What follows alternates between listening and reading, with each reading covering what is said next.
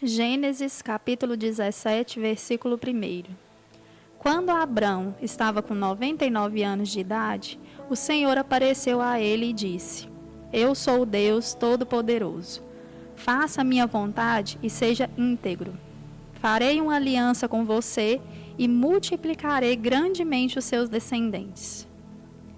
Vendo que Deus estava falando, Abrão prostrou-se com o rosto no chão, e Deus lhe disse: Esta é a minha aliança com você. Você será o pai de muitas nações. Por isso, muda o seu nome de Abrão para Abraão, porque farei de você pai de numerosas nações. Farei com que seus descendentes sejam muito numerosos e formem muitas nações. Entre os seus descendentes haverá reis. Esta aliança que estabeleço será entre mim e você e os seus descendentes, de geração em geração. Eu serei o seu Deus e o Deus dos seus descendentes. E darei a eles toda a terra de Canaã, onde você está morando como estrangeiro. Ela será para sempre dos seus descendentes, e eu serei o Deus deles. Agora veja a sua parte neste pacto, disse Deus a Abraão. Guarde a minha aliança, você e seus descendentes. Esta é a minha aliança que você e os seus descendentes devem guardar. Todos do sexo masculino devem ser circuncidados. Essa circuncisão será o sinal da aliança entre mim e você. É a prova de que você e seus descendentes aceitam a minha aliança. Todos os que forem do sexo masculino serão circuncidados no 8º dia, tanto os nascidos em sua casa, quanto os que forem comprados de estrangeiros. Tanto os nascidos em casa, quanto os comprados terão de ser circuncidados. Esta marca no corpo de vocês será um sinal permanente da minha aliança eterna. Todo aquele do sexo masculino que não for circuncidado será cortado do seu povo. Ele quebrou a minha aliança. Deus continuou falando: Sarai também vai mudar de nome. De agora em diante sua mulher se chamará Sara. Abençoarei Sara e darei a você um filho por meio dela. Sim, eu abençoarei Sara e farei que ela seja mãe de nações. Então Abraão prostrou-se com o rosto no chão, ficou perplexo e disse a si mesmo: Será que um homem de 100 anos de idade pode gerar um filho? Será que Sara pode dar à luz aos 90 anos? E Abraão disse a Deus: Que Ismael possa ser abençoado pelo Senhor. Deus respondeu: Na verdade, Sara, sua mulher, dará um filho a você, e você deverá dar a ele o nome de Isaque. Firmarei a minha aliança com ele e com os seus descendentes para sempre. Quanto a Ismael, levarei em conta o seu pedido. Eu abençoarei Ismael e tornarei muito numerosa a sua descendência. 12 príncipes estarão entre os seus descendentes. Ismael será o pai de um grande povo. Mas a minha aliança será com Isaque, filho que Sara lhe dará daqui 1 ano. Depois de terminar de falar com Abraão, Deus sumiu e se retirou. Naquele mesmo dia, Abraão pegou seu filho Ismael e todos os escravos nascidos em sua casa, e os que foram comprados, do sexo masculino, e os circuncidou, como Deus lhe tinha ordenado. Abraão tinha 99 anos quando foi circuncidado, e seu filho Ismael tinha 13. Abraão e seu filho Ismael foram circuncidados no mesmo dia, e com Abraão foram circuncidados todos os meninos e homens da casa de Abraão, incluindo os escravos, tanto os da sua casa quanto os comprados. Gênesis capítulo 18, versículo 1. Abraão morava perto dos carvalhos de Manre. Um dia o Senhor apareceu a ele. Na hora mais quente do dia, Abraão estava sentado junto à entrada de sua tenda. De repente, Abraão viu 3 homens em pé, perto dele. Quando os viu, correu ao encontro deles e prostrou-se. Meu senhor, disse Abraão, Se sou digno, tenha a bondade de ficar aqui e descansar um pouco. Mandarei trazer água para lavarem os seus pés, e assim poderão descansar debaixo desta árvore. Vou preparar uma refeição para que ganhem novas forças e prossigam a viagem. Está bem, disse eles, faça como você disse. Abraão correu à tenda e disse a Sara: depressa, pegue 3 medidas da nossa melhor farinha, amasse-a e faça uns pães. Depois ele mesmo correu ao pasto, escolheu um belo novilho e mandou um servo preparar a carne. Colocou diante deles então a coalhada, o leite e o novilho que tinha mandado preparar. Ele permaneceu ali debaixo da árvore, fazendo companhia a eles enquanto comiam. Onde está Sara, sua mulher? Perguntaram eles. Ela está ali na tenda, respondeu Abraão. Um deles disse: daqui 1 ano voltarei a visitar vocês, e Sara, sua mulher, terá um filho. Sara estava na entrada da tenda atrás dele, e escutou o que disse. Abraão e Sara eram muito velhos, de idade bem avançada, e as condições físicas de Sara já não permitiam que ela tivesse filhos. Por isso, Sara riu por dentro, pensando: depois de velha, e o meu senhor também velho, ainda terei esse prazer? Mas o Senhor disse a Abraão: por que Sara riu? E disse consigo mesma: será que é verdade que poderei dar à luz sendo velha? Por acaso existe alguma coisa difícil demais para o Senhor? E disse mais: no ano que vem voltarei a você e Sara terá um filho.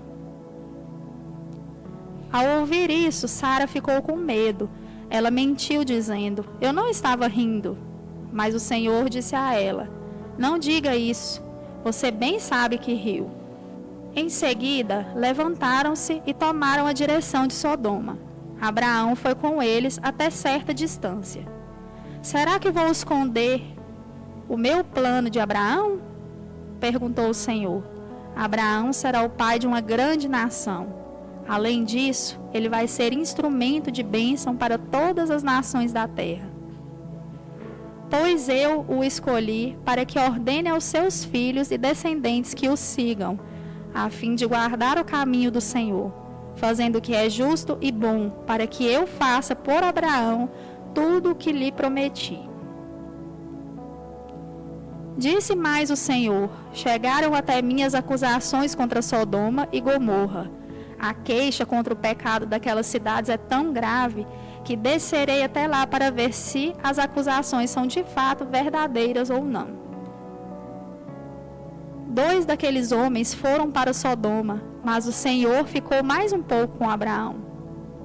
Abraão aproximou-se dele e disse: o Senhor seria capaz de matar os bons juntamente com os maus? Se houver na cidade, digamos, 50 pessoas justas, o Senhor destruiria a cidade? Não pouparia o povo por amor daqueles 50 cidadãos bons? Não seria justo. Certamente o Senhor não fará uma coisa dessas. Matar os que o amam junto com os que o desprezam.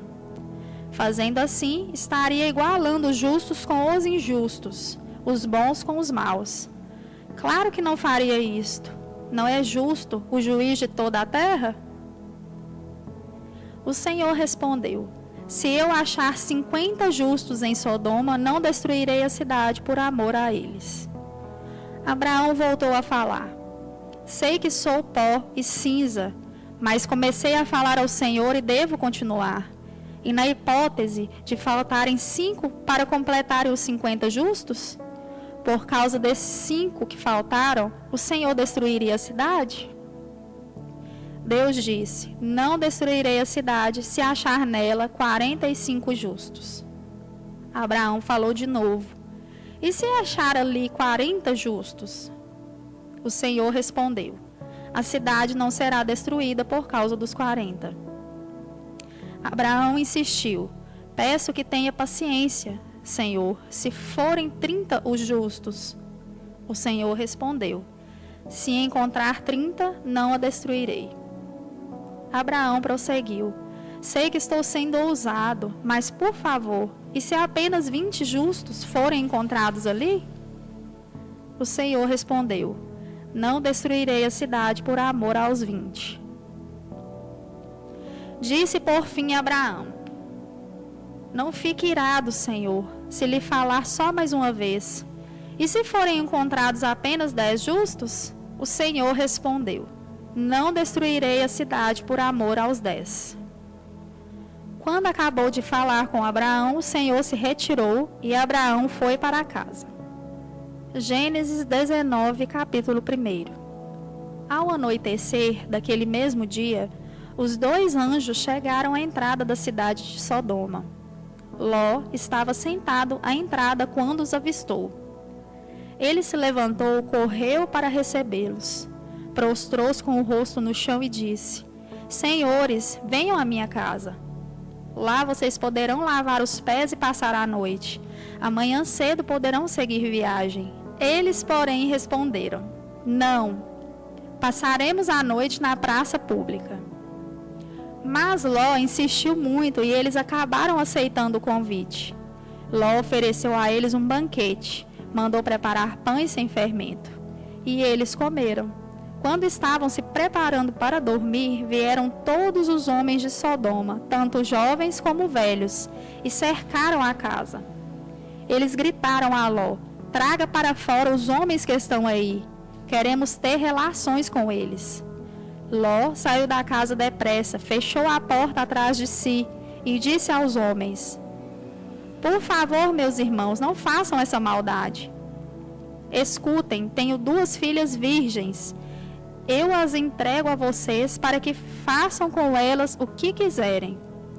Mas deixem meus hóspedes em paz, porque eles contam com a minha proteção." "Saia da frente", gritaram os sodomitas. "Quem você pensa que é? Ora, deixamos esse sujeito morar em nossa cidade como estrangeiro e agora quer ser nosso juiz, pois vamos fazer com você coisa pior do que a eles." E avançaram contra Ló, dispostos a arrombar a porta. Mas os hóspedes puxaram-no depressa para dentro da casa e fecharam a porta. Depois deixaram cegos os homens que estavam fora, desde o mais jovem até o mais velho, de modo que não conseguiram encontrar a porta. Então os hóspedes perguntaram a Ló: "Você tem mais parentes nessa cidade? Genros, filhos, filhas ou outro parente? Leve-os todos embora daqui, pois vamos destruir a cidade completamente." As acusações contra ela aumentaram muito e chegaram ao céu. Por isso o Senhor nos enviou para destruir a cidade. Então Ló foi correndo falar com os futuros genros das suas filhas e disse-lhes: "Tratem de sair imediatamente da cidade. Ela vai ser destruída pelo Senhor." Mas os moços acharam que ele estava brincando e não deram ouvidos. No dia seguinte, bem cedo, os anjos insistiram com Ló, dizendo: "Arrume-se depressa. Pegue a sua mulher e suas 2 filhas que estão aqui e saiam enquanto podem. Vocês estão correndo o risco de morrer com a destruição da cidade." Mas Ló não se apressou. Então os anjos tomaram-no pelas mãos, bem como sua mulher e suas 2 filhas, e os tiraram dali à força, deixando-os fora da cidade, porque o Senhor teve misericórdia deles. Quando já estavam fora da cidade, um dos anjos disse: "Fujam, corram sem parar e sem olhar para trás, e não parem no vale. Vão para as montanhas e só parem quando chegarem lá. Senão, arriscam-se a morrer." Ló, porém, lhes disse: "Assim não, meu senhor. Vocês foram bondosos comigo, salvaram a minha vida e mostraram piedade. Não posso fugir para as montanhas, pois receio que esta calamidade caia sobre mim e eu morra. Deixem que eu vá para aquela cidade pequena. Ela fica bem próxima e eu poderia fugir para lá e ficar a salvo."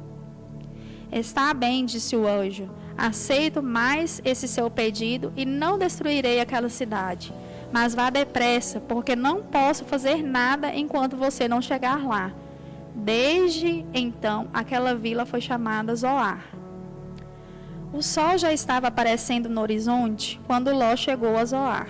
Então o Senhor fez chover fogo e enxofre sobre Sodoma e Gomorra. Ele destruiu completamente aquelas cidades, as demais cidades da planície, os habitantes e o que nascia na terra. Mas a mulher de Ló olhou para trás e foi transformada numa estátua de sal. Naquela manhã, Abraão levantou-se de madrugada e foi até o lugar onde tinha estado diante do Senhor. Dali olhou para Sodoma e Gomorra e para Campina e viu fumaça subindo da terra, como de uma grande fornalha.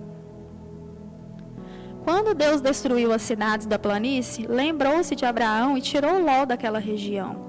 Ló partiu de Zoar com suas 2 filhas e passou a viver nas montanhas, porque ficou com medo de permanecer em Zoar. Ele e suas 2 filhas ficaram morando numa caverna. Foi quando a mais velha disse à irmã: em toda essa região não existe homem que possa casar conosco, conforme o costume da terra. Nosso pai já está velho e logo não poderá ter filhos. Vamos dar vinho a ele e cada uma de nós se deitará com ele. Assim teremos descendentes e a nossa linhagem não desaparecerá. Naquela mesma noite, deram vinho ao pai e a filha mais velha se deitou com ele. Ele estava tão embriagado que não percebeu quando ela se deitou, nem quando se levantou. No dia seguinte, a filha mais velha contou à irmã: ontem à noite deitei-me com meu pai. Vamos fazer a mesma coisa hoje. Daremos vinho ao nosso pai, e depois você se deita com ele, para que preservemos a descendência de nosso pai. Naquela noite, novamente deram vinho ao pai. A filha mais nova se deitou com ele. Novamente ele não percebeu que ela se deitou e nem quando se levantou. Desse modo, as 2 irmãs ficaram grávidas do próprio pai. A filha mais velha deu à luz um filho e chamou-o de Moabe, que é o pai dos moabitas de hoje. A filha mais nova também deu à luz um filho e chamou-o de Ben-Ami, que é o pai dos amonitas de hoje.